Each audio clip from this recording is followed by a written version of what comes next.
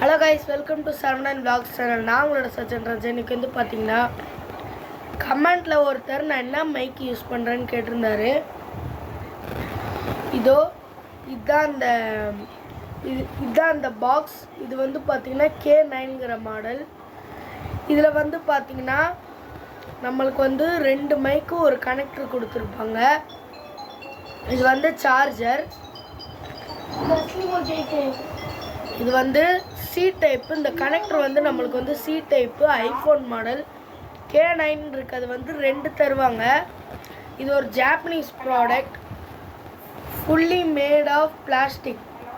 பார்த்திங்கன்னா தெரியும், இதில் க்ரீன் லைட் எரியும். ஏன்னா நான் அதை பேசுகிறதுக்கு வந்து யூஸ் பண்ணுறேன்.